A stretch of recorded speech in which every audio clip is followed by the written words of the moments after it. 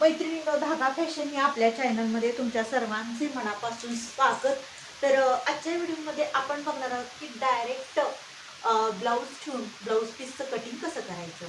तर मी ह्याच्यावरती आपल्या चॅनलवरती व्हिडिओ भरपूर अपलोड केलेले आहेत, पण थोडं आज वेगळ्या पद्धतीने मी तुम्हाला दाखवणार आहे की ज्यांचं शिक्षण पण झालेलं नाही आणि ज्यांना स्वतःचे ब्लाऊज स्वतः शिवायचे आहेत, मेजरमेंट घेता येत नाही, तर त्यांच्यासाठी अगदी सोप्या पद्धतीनं मी हा व्हिडिओ बनवणार आहे. तर मैत्रिणींनो, हा व्हिडिओ बनवण्याचं कारण, तर मध्यंतरी एक दोन ताई माझ्याकडे आल्या होत्या आणि त्या म्हणत होत्या की आम्हाला म्हणजे ब्लाऊज स्टिचिंगसाठी आल्या होत्या. त्या ब्लाऊज शिवून घेऊन गेल्या. तर म्हणल्या आम्ही त्या दुसऱ्या गावी राहतात. तर त्या म्हणल्या आम्हाला स्वतःचे ब्लाऊज स्वतः शिवायचे, पण आम्हाला मेजरमेंट जमत नाही, कशा पद्धतीने शिवायचं कळत नाही, आमचा क्लास पण झालेला नाही आहे. तर तुम्ही सोप्या पद्धतीनं आम्हाला एकदा दाखवाल का? तर त्यांना जी पद्धत मी दाखवली होती कटिंगची, तर तीच पद्धत मी आज तुम्हाला दाखवणार आहे की जेणेकरून तुमचे ब्लाऊज तुम्ही स्वतःच्या स्वतः घरी शिवू शकता, मेजरमेंट न घेता सुद्धा. तर बघू शकता, हा ब्लाऊज मी असा ठेवलेला आहे व्यवस्थित. आणि हे जे आहे ना, दोन पदरी ब्लाऊज पीस आहे. मी ह्या साईडला ओपन बाजू ठेवलेली आहे, तिकडे बंद बाजू ठेवलेली आहे. ब्लाऊज पीस आपल्याला घ्यायचा आहे. अशा पद्धतीनं तो व्यवस्थित पसरून ठेवायचा आहे, इस्त्री करून ठेवा. त्याच्यानंतर बघू शकता, इकडे दोन बोटे आपल्याला ठेवायचं आहे, इकडे दोन बोटे ठेवायचे आपल्याला. म्हणजे आपल्याला जर मेजरमेंट घेता येत नसेल तर ह्या पद्धतीनं तुम्ही घेऊ शकता. ह्या साईडला दोन बोटे, ह्या साईडला दोन बोटे, म्हणजे असं आपण अंदाजे घ्यायचं, 2 किंवा 3 बोटे. मार्जिन जास्त हवा असेल तर ह्या पद्धतीनं हा ब्लाऊज पूर्ण असा सेट करून घ्यायचा आहे. डबल लेअर कापड आहे. तर आता बघू शकता, इथून असं आपल्याला व्यवस्थित पूर्ण ब्लाऊज असं करून घ्यायचं आहे. हा पूर्ण घ्यायचा आहे आपल्याला, म्हणजे इकडं 2 बोटं, इकडं 2 बोटं मी घेतलेलं आहे. आणि त्याच्यानंतर काय करायचं आहे आपल्याला, तर आता हा ब्लाऊज काढायचा आहे आणि व्यवस्थित आपल्याला बघू शकता असा कट करून घ्यायचा आहे. कट केल्यानंतर आता आपल्याला काय करायचं आहे, बघू शकता असं डबल करून घ्यायचं आहे कापड. म्हणजे हे 4 पदरी कापड आपलं झालेलं आहे, तुम्हाला दिसत असेल. तर आपल्याला आता काय करायचं आहे, तर हे बघू शकता,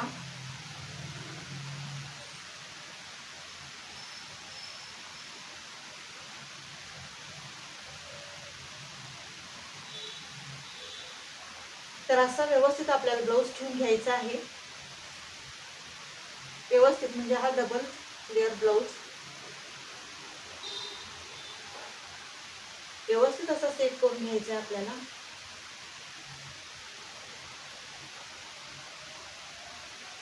एका दिवस तुम्ही इस्त्री करून घ्या, कारण काय होतं की जर इस्त्री केली नाही तर बऱ्याच वेळा ब्लाऊजचं इकडं तिकडं मेजरमेंट होऊ शकतं.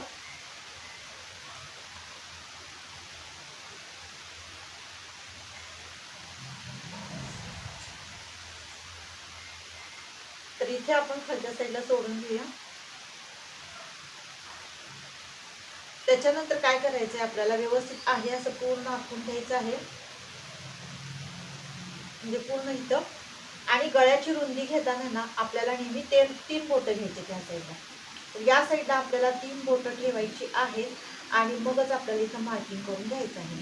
त्याच्यानंतर काय करायचंय, पुढच्या साईडचा गळा जो आहे ना तो आपल्याला घ्यायचा. आता पुढच्या साईडचा गळा इथं आहे, बघू शकता तुम्ही. इथे आपल्याला मार्किंग करून घ्यायचं आहे, म्हणजे 3 बोटं आपल्याला घ्यायची तशी रुंदीसाठी, ज्यांना मेजरमेंट घेता येत नाही त्यांच्यासाठी. आणि त्याच्यानंतर काय करायचं, इथून आपल्याला असं मार्किंग करायचं आहे, इथं पण आपल्याला असं मार्किंग करायचं आहे. त्याच्यानंतर तुम्ही बघू शकता, आणि या पद्धतीनं आपल्याला असं ठेवायचं आहे मुंड्याचा आकार. आणि हा मुंड्याचा आकार आपल्याला असा बघू शकता हे करून घ्यायचं आहे, म्हणजे आखून घ्यायचं आहे. आणि आता आपल्याला काय करायचं आहे, हे कटिंग करून घ्यायचं आहे व्यवस्थित. पाठीमागचा पुढचा गळा अगोदर कट करायचा नाही, आधी मुंड्याचा आकार कट करून घ्या. त्याच्यानंतर जे 2 पार्ट आहेत ना ते वेगवेगळे आपल्याला करायचे आहेत. तर बघू शकता, हा आणि हा पार्ट. तर हा जो आहे ना आपला पाठीमागच्या भागाचा पार्ट आहे आणि हा पुढचा पार्ट आहे. आता तुम्हाला लक्षातच आलं असेल मी कशा पद्धतीनं घडी घातलेली आहे. आणि आता काय करायचं आपल्याला, पाठीमागच्या भागाचं गळ्याचं कटिंग करताना आपल्याला असा ठेवायचा आहे गळा. हा पाठीमागच्या भागाचं गळ्याचं कटिंग करताना आणि व्यवस्थित तुम्ही बघू शकता असं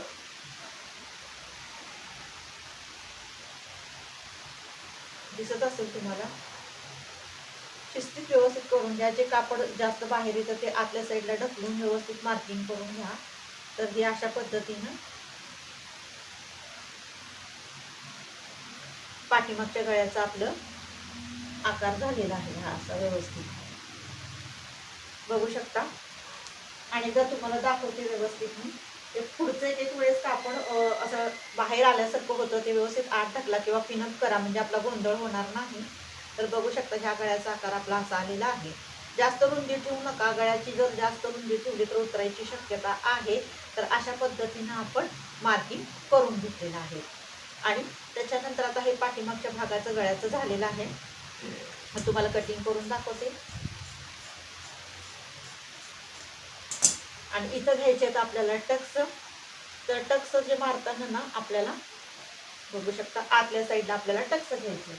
टक्स घेताना नेहमी इकडून आपल्याला 4.5 इंचावरती, इकडून आपल्याला 4.5 इंचावरती मध्यापासून घ्यायचं आहे. इथून आपल्याला 5.5 इंच घ्यायचं आहे. इथून आपल्याला 5.5 इंच घ्यायचं आहे. हा टोटल हा 1 इंचाचा टक्स येतो. टोटल हा 1 इंचाचा टक्स येतो. हे पाठीमागच्या भागाचं आपलं मार्किंग झालंय. तर खूप सोपी खूप छान पद्धत मैत्रिणींनो. तर नक्कीच तुम्हाला जर व्हिडिओ लक्षात आला नाही तर डबल डबल बघा म्हणजे नक्कीच लक्षात येईल तुम्हाला. तर हे बघू शकता हे असं ठेवलेलं आहे. तर पाठीमागाच्या भागाचं आपल्याला पूर्ण मार्किंग मिळालेलं आहे. तर इथं मार्जिन आहे आपलं, इथं उंची. तर हे अशा पद्धतीनं आपलं पाठीमागच्या भागाचं झालं. आता फ्रंट भागाचं आपण बघूया. तर फ्रंट भागाचं आपल्याला कटिंग करताना नेहमी लक्षात ठेवा 1 इंच आतून घ्यायचं आहे आपल्याला. म्हणजे एक असं अंदाजच घ्या. कारण ज्यांना मेजरमेंटचं अंदाज येत नाही त्यांना असंच अंदाजच घ्यावं लागणार आहे. तर हे असं इथून घ्या आतल्या साईडला. कारण फ्रंट साईडचा मुंडाची खोली जास्त असते, बॅक साईडची उथळ असते. त्याच्यानंतर काय करायचं आपल्याला, तर असा गळा धरायचा आहे आपल्याला. बघू शकता हे अशा पद्धतीने. आणि आपल्याला मार्किंग करून घ्यायचं आहे. असं व्यवस्थित मार्किंग करून घ्यायचं आहे आपल्याला थोडासा. आणि जर आपल्या तर त्याच्यानंतर तुम्ही बघू शकता की इथं आपण गळ्याचं मार्किंग करून घेतलेलं आहे. आणि त्याच्यानंतर आपल्याला काय करायचं आहे, तर आता टक्स पॉईंट जे द्यायचा आहे ना तो बघू शकता. हा टक्स आहे ना, हा टक्स इथे धरायचा आहे असा आपल्याला ह्या पद्धतीनं. आणि त्याच्यानंतर तुम्ही बघू शकता हा इथून धरायचा आहे असा. आणि त्याच्यानंतर इथे टक्सवरती आपल्याला पॉईंट असा इथं मार्किंग करून घ्यायचं आहे. टक्स पॉईंटवरती फ्रंट साईडचं चाललेलं आहे आपलं. तर इथं आपल्याला पॉईंट द्यायचा आहे. त्याच्यानंतर इथून सरळ लाईन आखून घ्यायची आहे. हा टक्स आपला म्हणजे 1 इंचाचा येतो. त्याच्यानंतर हा टक्स, त्याच्यानंतर हा टक्स आणि त्याच्यानंतर इथला टक्स. म्हणजे अशा पद्धतीनं आपले टक्स येतात. आणि यातलं अंतर आपलं जवळजवळ 1-1 इंच किंवा 1.25 इंच असं अंतर आपलं इथलं असते. तर ह्या पद्धतीनं आपल्याला टक्स घ्यायचे आहेत.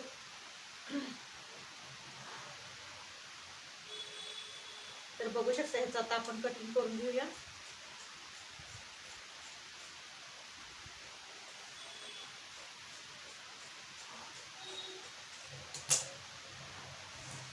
तर हे झालं. आता आपल्याला भाईचं कटिंग बघायचं आहे. तर भाईचं कटिंग कशा पद्धतीनं करायचं आहे ते दाखवते मी तुम्हाला.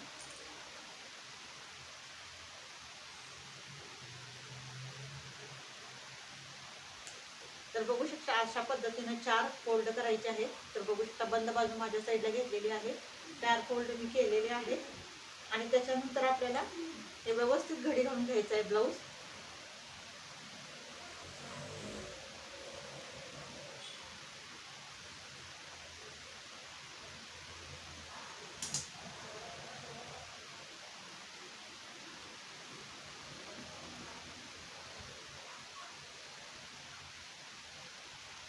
तर हा अशा पद्धतीनं आपल्याला ठेवायचा आहे.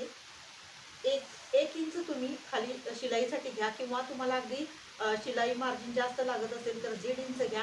तिथून आपल्याला भाईची उंची घ्यायची आहे अशा पद्धतीनं. मी कसं ठेवले तुम्ही बघू शकता. अशा पद्धतीनं आपल्याला भाई ठेवायची आहे. तिथं आपल्याला मार्किंग करून घ्यायचं आहे जिथं आपला म्हणजे पॉईंट आहे भाई उंचीचा.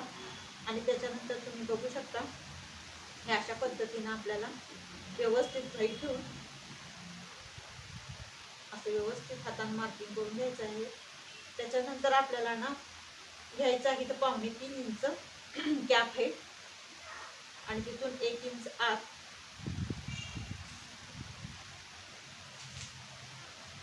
आणि आपल्याला दंडघेर ना इथून घ्यायचा आहे. जो काही दंडघेर असेल तो घ्यायचा आहे आणि 2 इंच आपलं मार्जिन असलेलं आहे. तर त्याच्या असं बघू शकता. म्हणजे हा झाला आपला बॅक साईडचा आकार बाहीचा आणि त्याच्यानंतर फ्रंट साईडचा बाहीचा आकार. तर अशा पद्धतीनं आपल्याला